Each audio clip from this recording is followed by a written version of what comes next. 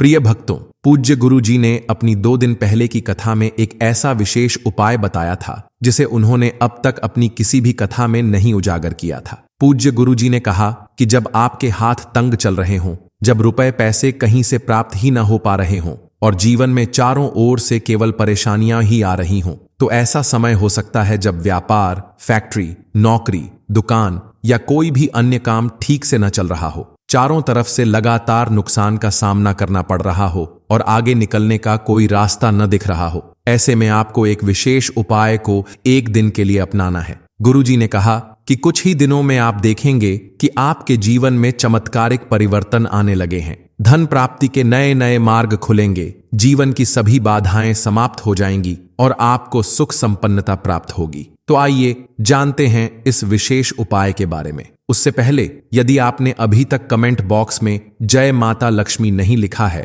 तो कृपया उसे अवश्य लिखें, ताकि माता लक्ष्मी की कृपा आप और आपके परिवार पर सदैव बनी रहे और आपको कभी भी धन की कमी का सामना न करना पड़े। हम सभी जानते हैं कि अक्सर हम खाना थोड़ा ज्यादा बनाते हैं और फिर भी कुछ बचा हुआ सामान जैसे कि सब्जी या ग्रेवी खत्म हो जाती है, जबकि रोटी बच जाती है। अगली सुबह बासी रोटी को घर के सदस्य या बच्चे खाने से इनकार कर देते हैं। यदि आपके घर में भी ऐसा ही होता है तो यह जानकारी आपके लिए चौंकाने वाली हो सकती है। यदि आप भी बासी रोटी खाते हैं तो कोई भी आपको धनवान होने से रोक नहीं सकता। इसी के साथ इस वीडियो में हम उन कुछ गलतियों के बारे में भी जानेंगे जो यदि आपके घर में महिलाएं करती हैं तो आज ही उन्हें रोक दें, वरना पूरा घर बर्बाद हो सकता है। अतः पूरी जानकारी के लिए कृपया इस वीडियो को अंत तक देखें। हमारे शास्त्रों में बताया गया है कि रसोई घर में कुछ गलतियां ऐसी हैं जिनका असर सीधे तौर पर आपके आर्थिक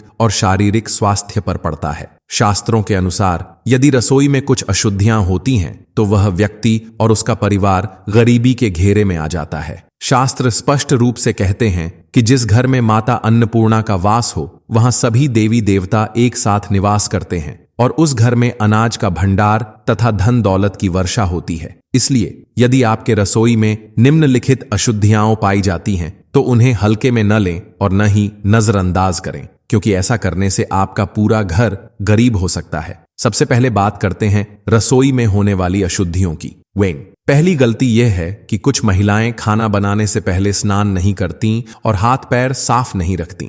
जब वे रसोई में भोजन तैयार करती हैं तो इधर उधर अपने हाथों को लगाती हैं और फिर बिना हाथ धोए खाना बनाती हैं। इससे खाना दूषित हो जाता है और उस दूषित भोजन को खाने से परिवार में बीमारी फैल जाती है। माता अन्नपूर्णा नाराज हो जाती हैं और ऐसे घर में दरिद्रता का वास हो जाता है। यदि आप अपने हाथों की स्वच्छता का ध्यान रखें और सदैव साफ हाथों से ही खाना बनाएं तो माता अन्नपूर्णा आपसे प्रसन्न हो जाती हैं और आपको महाधनवान बना देती हैं।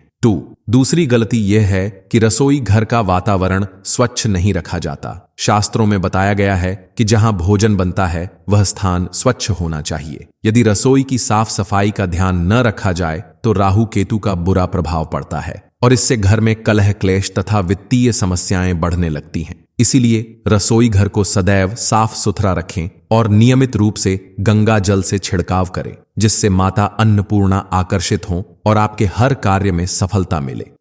तीसरी गलती यह है कि रसोई घर में धारदार वस्तुओं का अनुचित ढंग से संग्रह किया जाता है। यदि आप अनावश्यक रूप से 1 या 2 से अधिक चाकू छुरी रखें जिनका आप प्रयोग नहीं करते हैं तो इससे घर में नेगेटिव ऊर्जा का संचार होता है और पारिवारिक कलह बढ़ जाती है। इसीलिए उपयोग में न आने वाले धारदार वस्तुओं को रसोई से निकाल देना ही उत्तम होता है। चौथी गलती यह है कि रसोई घर के सामने जूते, चप्पल, झाड़ू या पोछा रखना, जो कि पाप माना जाता है। ऐसा करने से माता अन्नपूर्णा नाराज हो जाती हैं और पूरे घर को दरिद्रता का सामना करना पड़ता है। अतः रसोई के बाहर इन वस्तुओं को रखने से बचें ताकि घर में सकारात्मक ऊर्जा बनी रहे। पांचवी गलती यह है कि भोजन बनाते समय कभी भी उसे झूठा नहीं करना चाहिए। शास्त्रों में कहा गया है कि भोजन को झूठा मानना माता अन्नपूर्णा के प्रति अपमान है। यदि महिलाएं खाना बनाते समय नमक या मसाले चखने के लिए बार बार टेस्ट करती हैं तो यह माता अन्नपूर्णा का अपमान माना जाता है। इसलिए भोजन बनाने से पहले थोड़ा सा भोजन किसी कन्या को चढ़ा दें और फिर भोजन को अच्छी तरह से छान लें, जिससे माता का आशीर्वाद बना रहे। छठी गलती यह है कि यदि बार बार आपके भोजन में बाल निकल आते हैं तो इसे हल्के में न लें। माना जाता है कि बाल आने का संकेत राहु केतु के बुरे प्रभाव का होता है और इससे घर में गरीबी बनी रहती है। इसलिए खाना बनाते समय महिलाओं को अपने बाल बांध कर रखना चाहिए और सुनिश्चित करें कि भोजन में बाल न आए, ताकि माता अन्नपूर्णा का आशीर्वाद बना रहे। इसके अलावा वास्तुशास्त्र के अनुसार कुछ ऐसी वस्तुएं भी हैं जिन्हें रसोई घर में रखना उचित नहीं माना जाता। सबसे पहले शीशा लगाने की बात करें तो कई लोग रसोई को सुंदर दिखाने के लिए शीशे का प्रयोग करते हैं, परंतु चूल्हा को अग्निदेव का प्रतीक माना जाता है और यदि शीशे में अग्नि का प्रतिबिंब दिखता है तो यह अशुभ माना जाता है। इससे घर में कलह और आर्थिक समस्याओं का संचार हो सकता है, इसलिए रसोई में शीशे का प्रयोग न करें। दूसरी बात यह है कि गूंथा हुआ आटा जो रोटी बनाने के लिए इस्तेमाल होता है उसे दोबारा फ्रिज में रखकर अगले दिन इस्तेमाल करना वास्तु के अनुसार ठीक नहीं माना जाता। ऐसा करने से शनि और राहु का नकारात्मक प्रभाव पड़ता है, जिससे जीवन में अनेक समस्याएं उत्पन्न हो सकती हैं। अतः ताजा आटे से ही रोटी बनाएं और बचा हुआ आटा सुरक्षित न रखें।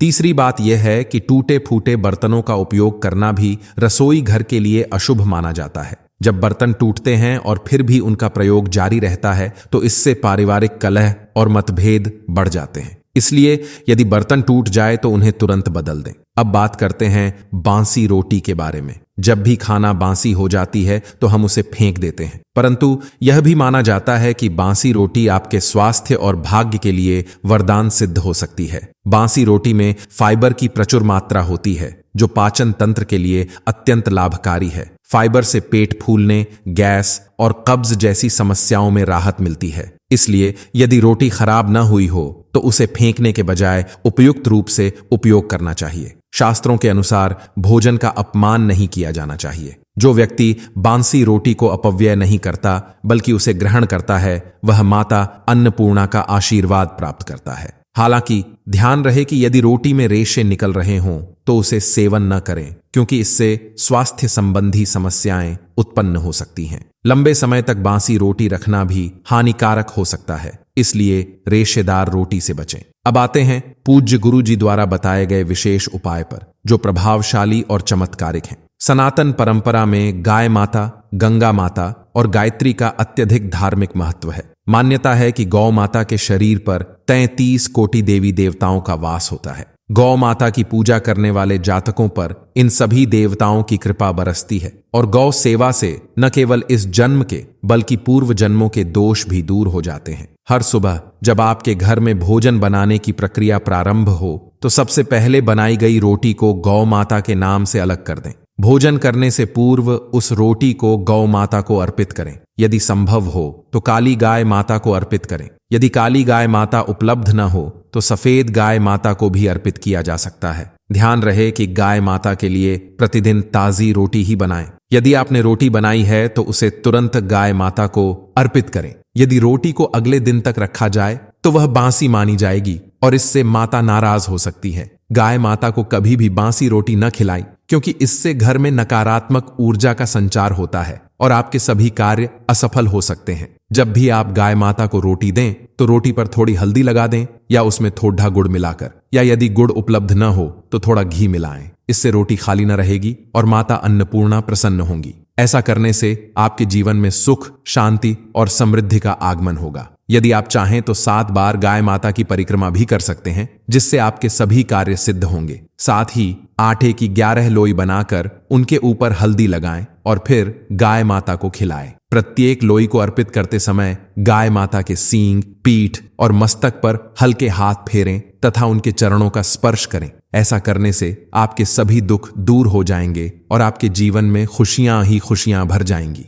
इस प्रकार पूज्य गुरु जी द्वारा बताए गए उपाय न केवल आपके आर्थिक संकट को दूर करेंगे बल्कि आपके घर में सुख, शांति और समृद्धि भी लाएंगे। यह उपाय आपके जीवन में आने वाले प्रत्येक नकारात्मक प्रभाव को समाप्त कर सफलता के नए द्वार खोलने में सहायक सिद्ध होंगे। यदि आप इन उपायों का पालन करते हैं तो निश्चित ही माता अन्नपूर्णा और गाय माता का आशीर्वाद आपके साथ बना रहेगा और आपकी सभी परेशानियां दूर होंगी। अंत में प्रिय भक्तों, आज की प्रस्तुति में दी गई जानकारी को अच्छे से समझें और अपने जीवन में अपनाएं। हमें आशा है कि यह संदेश आपको प्रेरित करेगा और आपके परिवार में सुख समृद्धि का संचार करेगा। जय माता दी।